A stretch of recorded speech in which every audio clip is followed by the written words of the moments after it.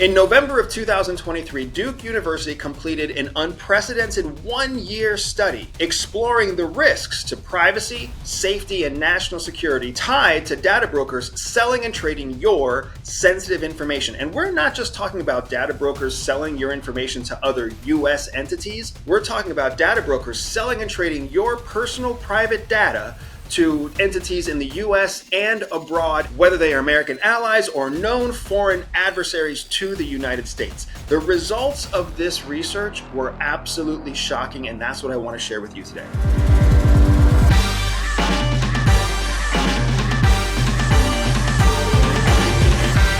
There are four major findings that I want to share with you today. First is that your most sensitive, most private, non-public information is actually available for sale online through these data brokers. What kind of data am I talking about here? I'm talking about your health data, your political data, your religious data, your financial data. These complete records are actually available for sale legally for as little as 12 cents. Everything you've accomplished in your life, everything you've worked for, everything you care about, available for as little as 12 cents. And when data brokers sell your data in bulk to large buyers, that price can actually go down to as little as 1 penny, 1 cent per personal record. The second major finding is that there is no consistent method that data brokers use to verify the buyer of their data. That means there is no consistent regulated way for a data broker to verify whether they are selling their data to somebody who is a business, somebody who is a US corporation, or some foreign actor, or even a foreign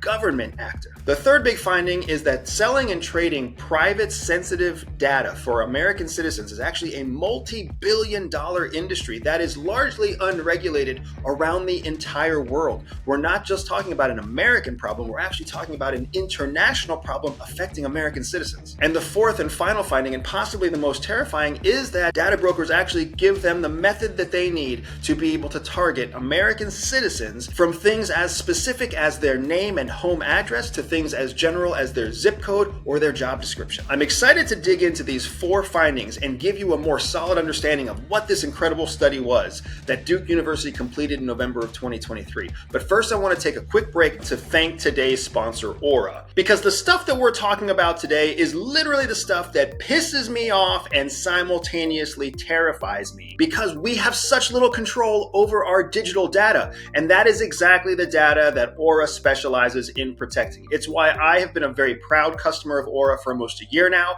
and why I use Aura to protect myself, my data, my family's data, my wife's data, my children's data, because we literally live in a world right now where your children's data can be known about them, sold, traded, used before they're even old enough to vote. And that is terrifying stuff. The kind of services that Aura provides in terms of protecting against data broker theft, like we're talking about today, but also in terms of protecting against identity theft, VPN services to protect against any kind of Trojan horse or virus getting onto your system, and so much more, is what makes them such a fantastic service. So take a moment, go to the description, click on the link there, aura.com/everydayspy, and sign up for your complimentary 2-week trial offer with Aura. If you are listening to this, and if you are also frustrated and scared about what can happen to your data when it's on the open internet or even when it's on the dark web, you want to take this opportunity and join Aura complimentary for 2 weeks and just see the kind of additional peace of mind and protection that they bring. So click on the description below, visit the link, go to aura.com/everydayspy and sign up for your 2-week trial offer. Do it now. Don't wait.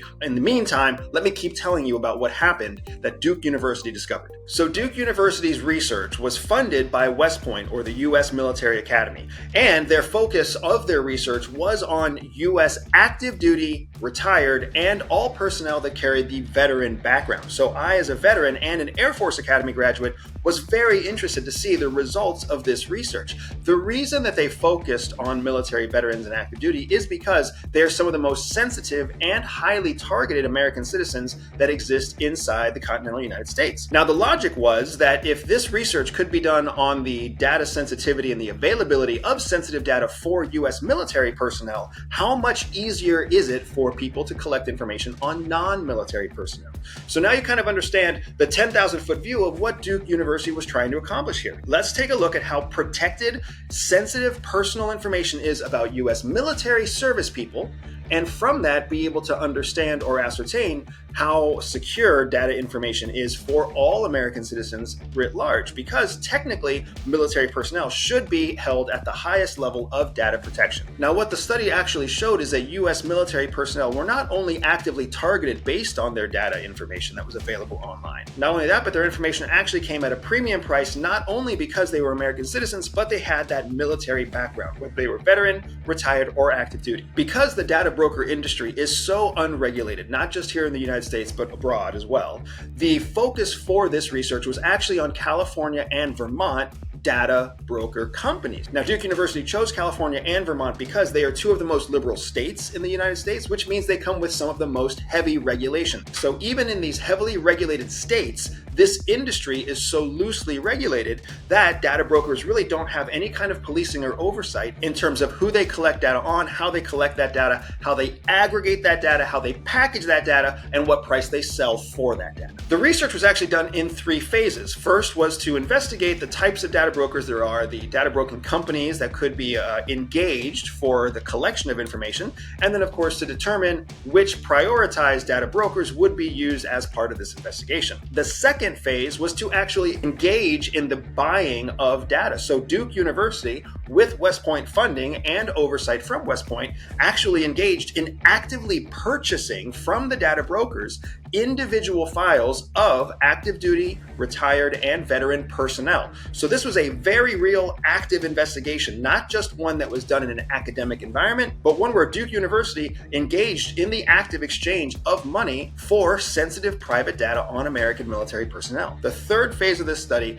then took the step to analyze the data purchased from the data brokers and ask the question, how would a malicious actor use this data against the United States to undermine national security and personal privacy for the American citizens that were listed in these data broker records. A couple of important factors that you also need to know. When Duke University set up the buying entities to actually engage in trade with the data brokers themselves, they used 2 different entities. One was a .org entity attributable to the United States. One was a .asia or .asia URL that was attributed to a foreign country. So when Duke University went and engaged these data brokers, they did it in a cover status, and in those 2 cover statuses, one was undercover as a US corporation, one was undercover as a foreign corporation. So the findings were that these data brokers were willing to sell sensitive US records to both US and known foreign entities of a commercial nature. Another important thing to keep in mind is that the study itself focused not just on buying individual records, but it also focused on buying something called geofenced records. Geofenced records mean records that are attributable to a specific geography, right? So in this case, they looked specifically at buying bulk records in Washington, D.C., bulk records around military bases, bulk records in Virginia, in Maryland, in these areas of high-level national security policy and where there are significant threats to military personnel that we already know about. So not only was Duke University's research very focused on military personnel, but was also focused on asking the question, how available is sensitive information in the areas of the United States that are most vulnerable to foreign attack? Now, I mentioned to you that the findings of this research were shocking, and I have no other way of describing it than that. Because what Duke University found is that US-based data brokers were not only willing to sell to US corporations with little to no vetting or explanation as to what they were going to do with that data, but they were also willing to sell to foreign companies and foreign organizations without any request or vetting about what they were going to do with the data. So thanks to Duke University's very recent research, we actually understand that data brokers have little to no regulation and little to no scruples about who they sell their data to. Not only that, but the amazing level to which data brokers are able to aggregate and share data with each other and with their customer base, like foreign or domestic companies. Not only was Duke University able to collect data on US military personnel, but it was actually able to dig into such detailed levels of information that it was able to identify whether or not a person was a veteran, whether or not a person was disabled, whether or not a person was active duty, what branch of the military service they were in, how many years they were in, whether they were never in the military but they were a fan of the US military.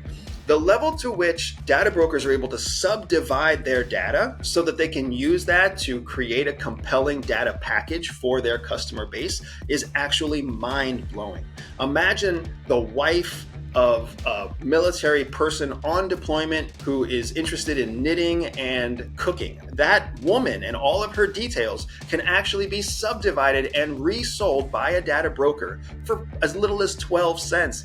That is an absolutely mind-boggling concept to me, because the last thing I want to do is dedicate my life to protecting my country only to find out that my spouse and my children, identifiable private details, are up for grabs to anybody who has 12 cents sitting around and wants to use that information to do harm to my family. And that is exactly what the Duke University research found out. Other types of information that these data brokers were confirmed to be carrying on US military members, veterans, active duty, and retired are things like home address, net worth, income, email address, the value of the house that you live in, whether you own or rent that house, the names of your children, the names of your wife, all the social security information about anyone in your family that are related to you. Things like health records, things like financial records, bank accounts, age, credit rating, the title of you and your job, your occupation, your college and your high school grades. I mean, it's incredible. All of this is information that is fully available through data brokers when you do not protect the data that you have yourself. The way that data brokers work is they scrape and pull data from public and non-public sources. So what is a version of a public source? So they can pull your records from, let's say, your voting registration, or from open online real estate listings. They can pull your data from that, but they also pull your data from non-public sources. They literally can buy bulk data from the services that you subscribe to. So if you belong to Facebook, or if you belong to Twitter, or if you belong to some other third-party online service for anything from news to weather, they actually go out and buy your data from those third-party services. And then using their own proprietary algorithms, they match up who you are and what data you provide based off of the public and non-public sources. And then using those algorithms that they develop to be able to connect your data from multiple different parties, then they actually resell that package data as your identifiable package. So as an example, and using me as the example, a data broker would be able to go on Facebook and find everything I use to register for Facebook, and they know that it's registered to me by my name. But then simultaneously, they can actually go out there and look at everything that belongs to one of my many Google accounts. Let's say one of my Gmail accounts that I use to do all of my GPS navigation on my phone. They'll find that Gmail account and see the whole history of everything I've researched, all my cookies, all my breadcrumbs, along with all of my GPS data that I've used on Google Maps, and they'll pull that. And then they'll use one of their own algorithms to confirm that my Gmail accounts and my Facebook account are both me. And then they'll combine the two files together. Now they have everything from Facebook and everything from Google combined into one account. And then they charge people to buy that full comprehensive profile that is me, by my name, listed to me by my phone number, by my email address, by my name, by my home address, by my social security number. It is a terrifying combination of how data and modern day technology all come together to work against your privacy and mine. This is why it's incredibly important for you to understand how your data is used, how it's collected, and that your data is available legally for resale, sale, and trade by multiple different companies that are known as data brokers. Now, the way that you can prevent your data from landing on these data brokerage websites is one of two ways. One is you can actually go to a specialist in internet security and have your entire profile searched, scrubbed, and then you can have individual requests drafted to each and every data broker out there that has them purge your records from file. Now, that's an expensive service that costs anywhere from $2,000 to $5,000, and it's something that my company actually does when we work with ultra high net worth individuals and chief executive officers or C-suite personnel from various companies, because they want to protect their digital footprint for a multitude of reasons. But that solution is well outside of the reach of the average person. And that's where services like our sponsor for today, Aura, come in. Aura is a digital platform that actually does the same thing that a private digital security company would do, or a cybersecurity would do, but it does it for individuals. It is the everyday person cybersecurity company, which is why we're happy to work with Aura personally, but also why we're happy to have them sponsor content like this that's so relevant and so meaningful to our audience. So if you're looking for a solution for how you can have your data pulled off of data broker websites and protected again, what you want to do is actually go into the description and click on the link there so that you can sign up for Aura today. Aura does the same thing that a cybersecurity company would do, but it does it in an automated fashion. So it has its own algorithms that go out looking for your name, looking for your data in both open internet and dark web.